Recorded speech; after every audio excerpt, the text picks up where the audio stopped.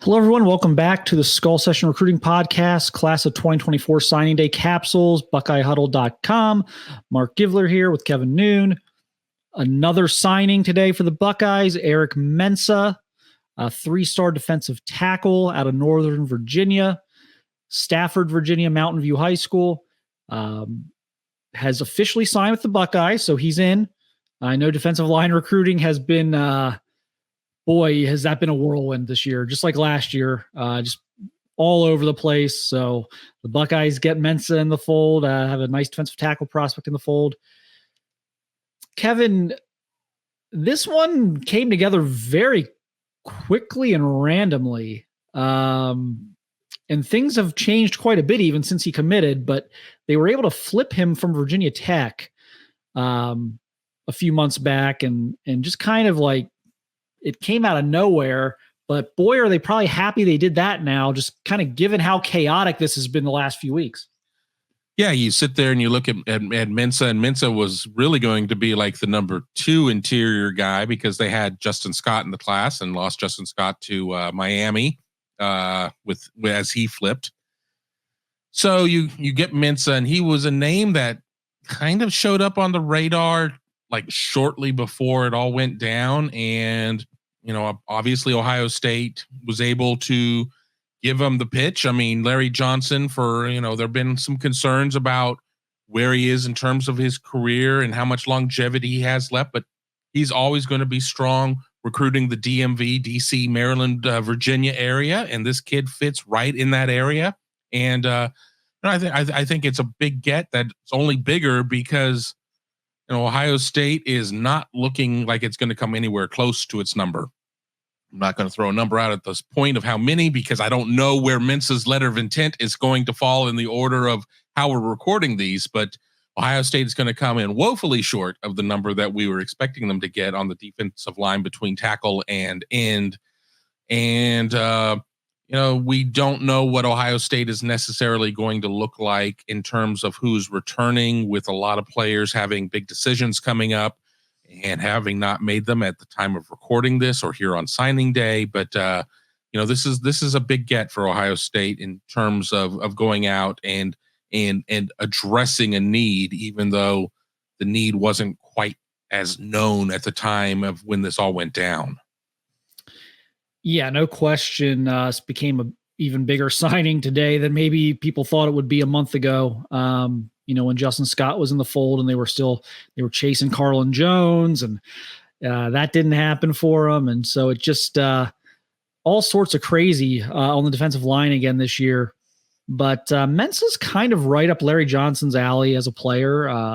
He's a defensive end who will kind of turn defensive tackle here once he gets to the next level. There he is catching a touchdown pass, but he's got a lot of pass rushing ability. He'll be a good interior pass rusher for the Buckeyes, a guy who again played a lot outside during his high school career. And Larry Johnson's philosophy has always been, first step quickness and get off. Like if you can't get off the ball and push toward the quarterback, doesn't really want you. It's always about that first step and that quickness. And so he's going to be one of those quick interior pass rushers. Is he as advanced as like maybe Michael Hall was coming out? I don't know about that, but I think that's maybe the hope, is that he develops into that type of player, that type of interior pass rusher. He's got a good frame, good sized kid, plays hard. So there's some things to like here. They were able to flip him from Virginia Tech.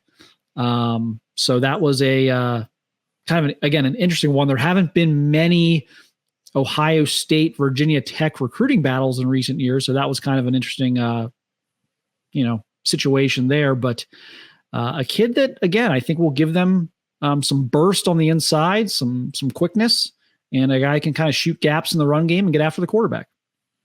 Yeah, I mean, it's certainly a need for them, and they have this next wave of young bodies that are going to be stepping into roles. The amount of that role remains to be seen with decisions of guys like Tyleek and Jack and JT and guys like that. But you need to have these guys, in the system and start building them up. And again, I can't stress enough how critical these couple guys that they're pursuing here in getting the signatures for 24 are, how important it is, because they're so far off of the number. And again, these types of issues do not necessarily plague you the year that it happens. It takes a year or two to really develop. Now, how does Ohio State go and address it? Do they completely try to load up next year? Do they run into the same issues? That's, another time, another place for that discussion. All we know right now is that Eric Mensah has sent in his letter of intent and is officially a member of the Buckeyes. Yeah. And look, there's no sugarcoating coming up short on defensive line recruiting as a whole again, but at least with defensive tackle, and especially if they can get their guys back, if Tyleik Williams and Michael Hall are both back, I mean, it's kind of a game changer. You brought in Tywone Malone as a guy who you knew you were going to kind of stash this year, and then he was going to be an important piece of the puzzle the next couple of years. So you've got him. Ty Hamilton, is he going to take his shot at the NFL? He's got another year of eligibility on the table, so that's a decision that has to kind of be made. But if those guys all come back, those three guys, then you got Tywone Malone. We saw some flashes from Hero Kanu late in the season, who I think people need to realize is still only like 18 years old. Like, he came as a 17-year-old freshman, so he's still a baby. I mean, he's only going to be like 19 years old when spring ball hits. So you've got him developing. I know they like Caden McDonald. So you have Jason Moore, who I really liked coming out of high school and just needed this year to kind of bulk up a little bit. You have a lot of talented guys if you can convince some of the veterans to come back, which will take some pressure off of Mensah in terms of having to rush him out there. He's still kind of adjusting to being a defensive tackle.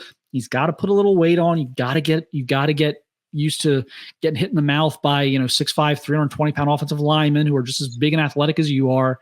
Like, there's some things that he's going to have to go through developmentally, but if they can just convince a couple of these vets to come back, he won't be in a position where he's got to be on the two deep right away or anything like that. So this is kind of a developmental guy, and someone that, maybe not so different from like a Ty Hamilton who needed some time to adjust from being a defensive end and moving inside, putting on some weight.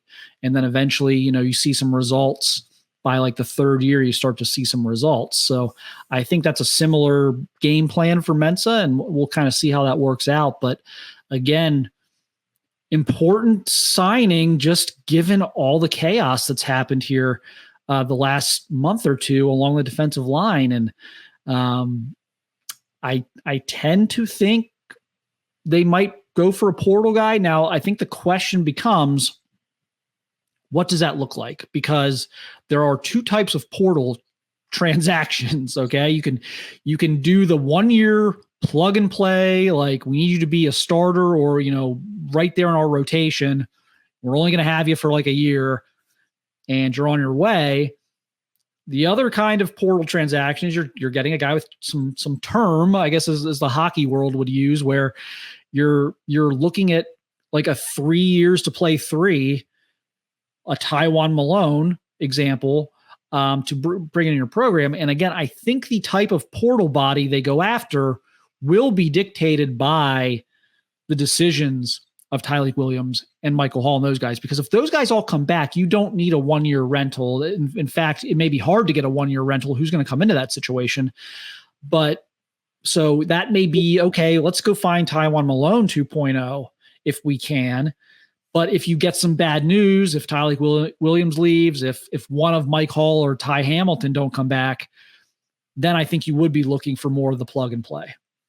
Yeah, there's something to be said about having a little club control over a player in terms of where they are, in terms of being able to declare for the NFL or whatever. And, we've seen guys who have portaled into places and then turn around and portal out after a year, Victor Cutler being one of them, because they just weren't able to, crack the starting lineup. And, I think that I think that Ohio State is going to have some good news in terms of what returns, but I'm still a little wary on the interior defensive line. I still think the defensive tackle, we may see somebody leave, and we may all sit there and scratch our heads and be like, yeah, that was kind of an interesting decision. And at that point, then you've got to figure out what type of portal guy it is you want to go after. But in terms of Mensah, he's going to be somebody who I think needs a little bit of seasoning before he's going to be able to be ready. But I think there's a pretty good upside there with him. Is he going to be the player that's going to just put up gigantic numbers? No, that's not necessarily what it is. But we all fall in love with sacks and TFLs and just these numbers that we can wrap our arms around. But there are production points and havoc points and everything else. And I think he's somebody who's going to be able to do things like that. So Eric Mensah in the fold for the Buckeyes as they try and piece together this offensive line class and figure out what they're going to do with that in the portal and entice some guys to return and not go into the NFL draft. So it's going to be an interesting storyline that continues beyond signing day here, but stick right here with youtube.com/Buckeye Huddle so we can continue to roll out these capsules for you guys as the signatures come in.